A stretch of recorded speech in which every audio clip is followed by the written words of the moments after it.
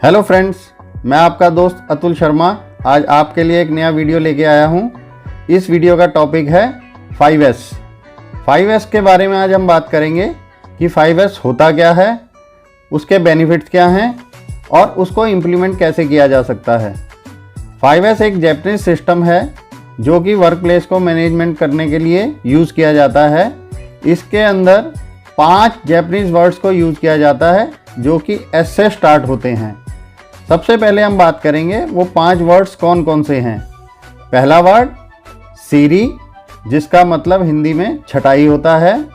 दूसरा वर्ड सीतन, जिसका हिंदी में अर्थ सुव्यवस्था होता है। तीसरा वर्ड सीसो, जिसको हम स्वच्छता कहते हैं। अगला वर्ड सिकित्सु, मानकीकरण कहते हैं हिंदी में इसको। और लास्ट शित्सुके, जिसको हम अनुशासन या इंग्लिश में सेल्फ डिसिप्लिन बोलते हैं। दोस्तों, अब जानेंगे 5S का पर्पज़ क्या होता है। अगर हम 5S को इम्प्लीमेंट करेंगे तो उससे क्या फ़ायदा होने वाला है। 5S जो है सेफ और एफिशिएंट वर्क एनवायरनमेंट को प्रमोट करता है किसी भी वर्क प्लेस के अंदर। अब हम बात करते हैं पहला जैपनीज वर्ड, जिसे हम सीरी या सॉर्टिंग कहते हैं। इसके अंदर हम क्या करते हैं, सबसे पहले जो भी बंच ऑफ एलिमेंट्स हैं या बंच ऑफ आइटम्स हैं, उसमें से हम नेसेसरी और अननेसेसरी आइटम्स को सेग्रीगेट करते हैं और उनका कैटेगराइजेशन करते हैं नेसेसरी और अननेसेसरी आइटम्स में। अब नेसेसरी आइटम्स जो हैं आपकी 3 प्रकार की हो सकती हैं, जिसको आप फ्रीक्वेंटली यूज़ करते हो, यानी कि रोज़मर्रा की ज़िंदगी में यूज़ करते हो। दूसरा रेयरली यूज़ करते हो, यानी कि कभी कभी यूज़ करते हो।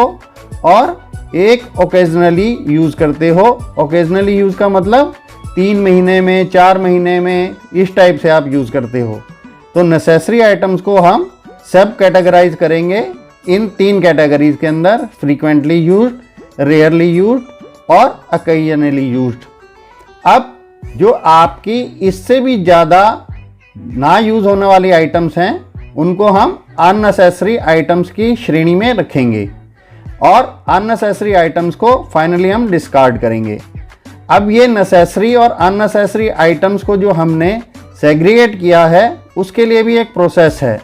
उस प्रोसेस में हम क्या करते हैं कि रेड टैग्स को यूज़ करते हैं सॉर्टिंग प्रोसेस के अंदर।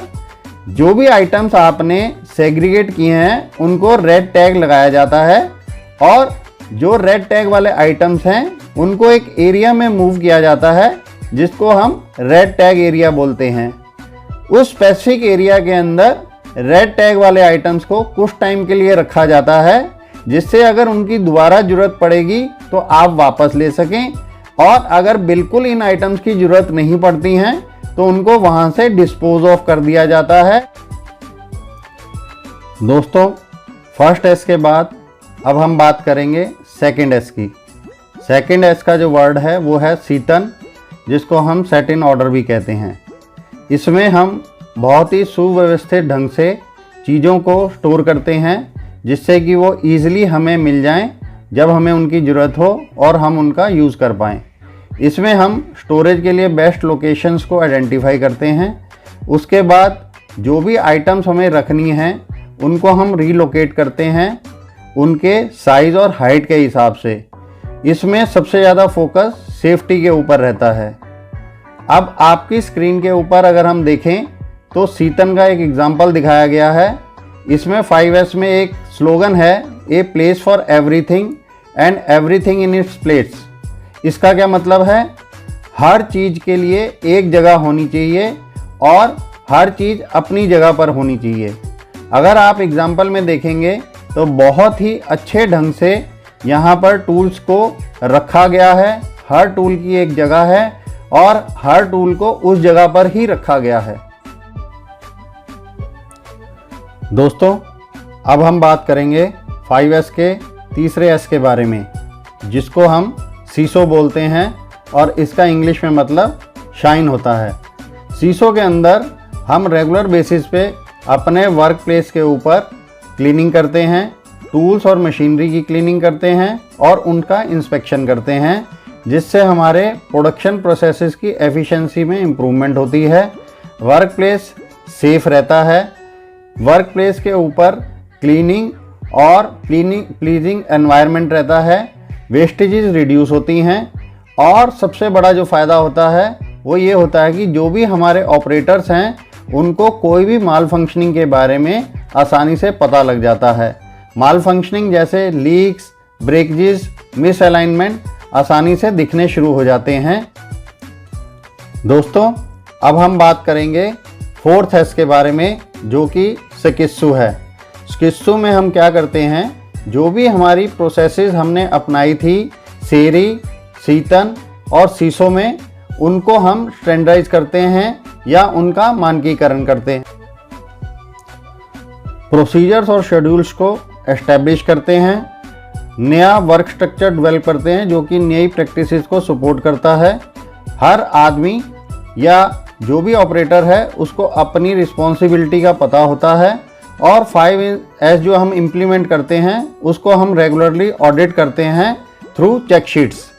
आपकी स्क्रीन के ऊपर अगर आप देखेंगे, एक स्टैंडर्डाइज का हमने पिक्चर लगाया है। उस पिक्चर में बिफोर और आफ्टर को कंपैरिजन किया गया है। बिफोर में जो पिक्चर्स आपको दिख रही हैं वो नॉन स्टैंडर्ड आइटम्स हैं या नॉन स्टैंडर्ड प्रोसेसेस हैं, और आपके राइट में जो पिक्चर्स हैं, जो आफ्टर वाली पिक्चर्स हैं, उसके अंदर आप स्टैंडर्डाइज प्रोसेसेस को देख सकते हैं।